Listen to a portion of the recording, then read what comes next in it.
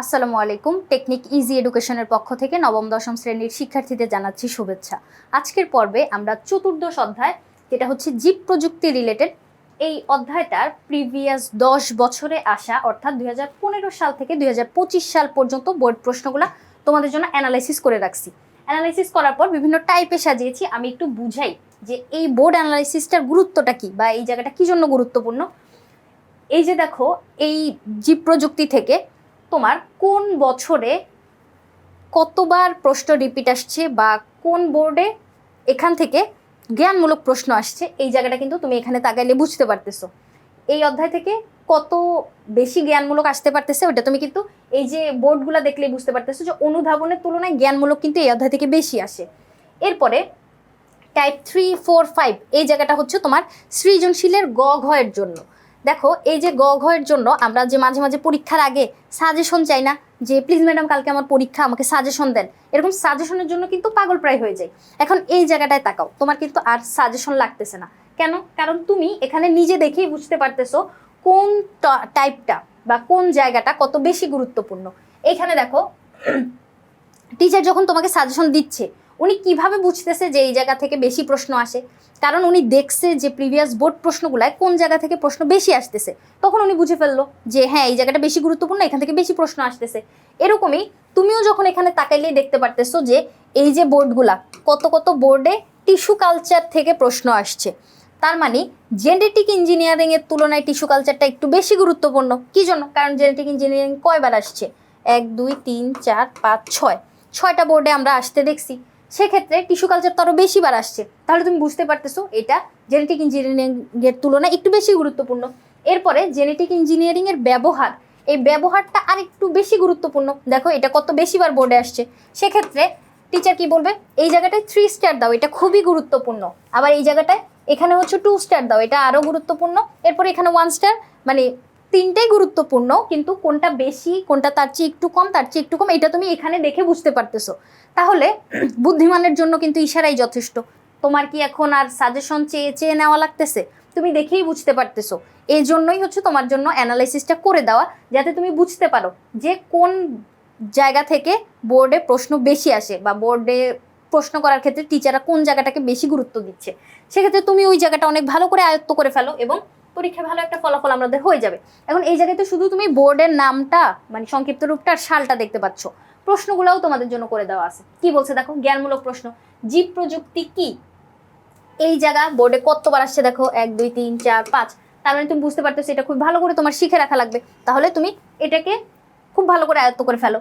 এরপরে টিস্যু কি, এটা শুধু যশোর বোর্ড 16 সালে একবার আসছে, তার মানে এটা একটু লেস ইম্পর্টেন্ট, তাই না, এটার তুলনায়?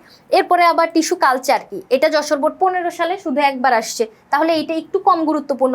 এরপরে দেখো এক্সপ্ল্যান্ট, এটা কতবার আসছে, তাহলে এই এক্সপ্ল্যান্ট কি, এটা অনেক বেশি গুরুত্বপূর্ণ। তুমি এটাকে খুব ভালো করে আয়ত্ত করে ফেলো। এরপরে এই যে এই জায়গাটা তুমি তাকাইলে বুঝতে পারতেছো কোনটা কত বেশিবার আসছে, যেটা যত বেশিবার আসছে সেটা তত বেশি গুরুত্বপূর্ণ। একবার হইলেও আসছে এরকম প্রশ্ন কিন্তু আমরা বাদ রাখি না, কারণ আমাদের টার্গেট হচ্ছে 100তে 100। সেক্ষেত্রে মানে কোনো টাইপ যেন তোমার মিস না যায় বা কোনো প্রশ্ন যাতে মিস না যায়, এজন্য একবার হইলেও আসছে এরকম প্রশ্নগুলোও তোমাদের জন্য এখানে আমরা রাখছি। সেক্ষেত্রে তুমি যখন এই যে 10টা প্রশ্ন পড়ে ফেলতেছো, তখন কিন্তু তোমার ভিতরে একটা কনফিডেন্স কাজ করবে যে না, এই 14 অধ্যায় থেকে জ্ঞানমূলক প্রশ্ন যতভাবে আসতে পারে আমি সবগুলা পারি। এরপরে অনুধাবনমূলক প্রশ্ন সেম, অনেকগুলো অনুধাবনমূলক প্রশ্ন তোমার জন্য এখানে সাজিয়ে দেওয়া আছে। এই যে দেখো, এখানে 10টা। আবার কিভাবে ঘুরে আসতেছে প্রশ্নটা, ওইটাও কিন্তু করে দেওয়া আছে। কি বলছে? পরিবেশ রক্ষায় সিউডোমোনাসের ভূমিকা ব্যাখ্যা করো। অথবা এটা আবার রাজশাহী বোর্ড 24-এও সেম প্রশ্নটাই আসছে, একটু ঘুরায়। কি বলছে? বর্জ্য শোধনে জিন প্রকৌশল কিভাবে কাজে লাগানো হয়। তার মানে আমরা সিউডোমোনাস ব্যাকটেরিয়াটাকে মানে কাজে লাগাইছিলাম, ওই কথাটাই এখানে বলবা। উত্তর দুইটারই সেম, কিন্তু প্রশ্ন কিভাবে ঘুরাইলো দেখছো, বোর্ডে প্রশ্ন কিভাবে ঘুরায় করলো, ওই জায়গাটা তোমাকে আমরা কিন্তু ধরাই দিচ্ছি। পাশাপাশি দুইটা প্রশ্ন দেখেই তুমি বুঝতে পারতেছো কোন প্রশ্ন কিভাবে ঘুরে আসতেছে। এরপরে আসো সৃজনশীলের গ ঘয়ের জন্য টিস্যু কালচার প্রযুক্তি। এখান থেকে কিভাবে প্রশ্ন আসতেছে, এভাবে চিত্রও দেওয়া থাকতে পারে উদ্দীপকে, যেখানে এই যে একটা গাছ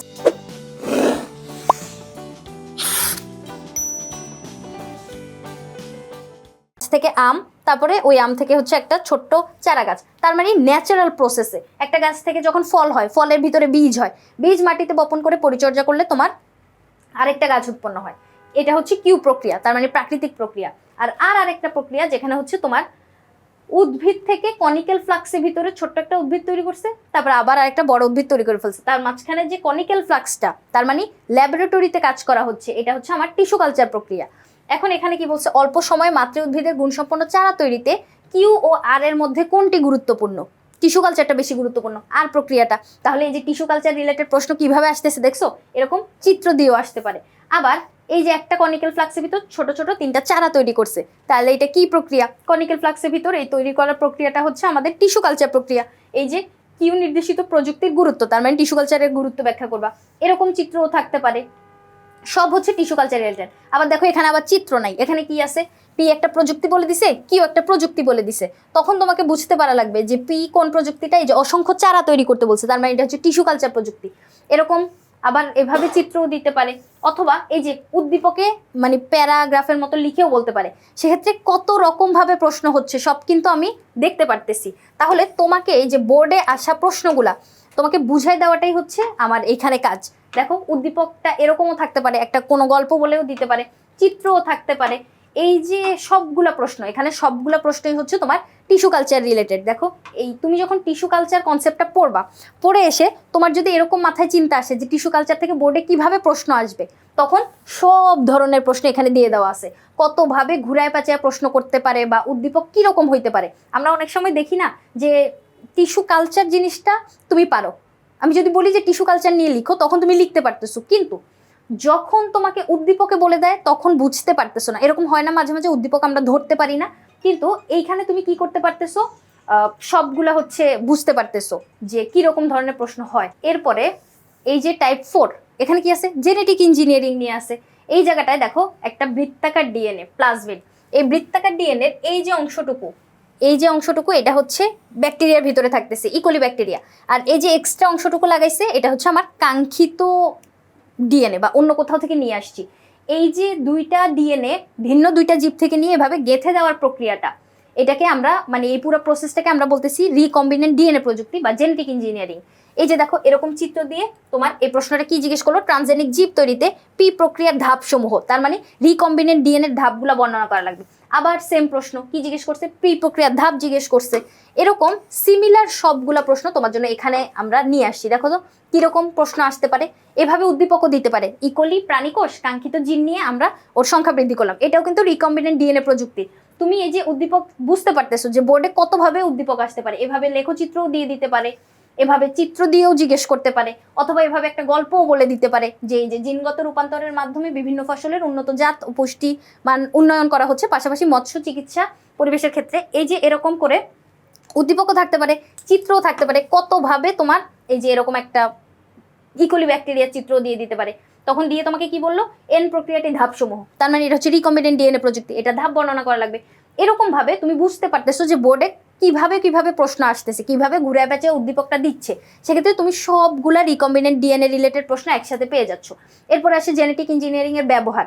এই যে এটাও কিন্তু রিকম্বিনেন্ট ডিএনএ প্রযুক্তি বা জেনেটিক ইঞ্জিনিয়ারিং, ওর গুরুত্ব বা ওর প্রয়োজনীয়তা, তারপরে এই যে চিকিৎসা ক্ষেত্রে ব্যবহার।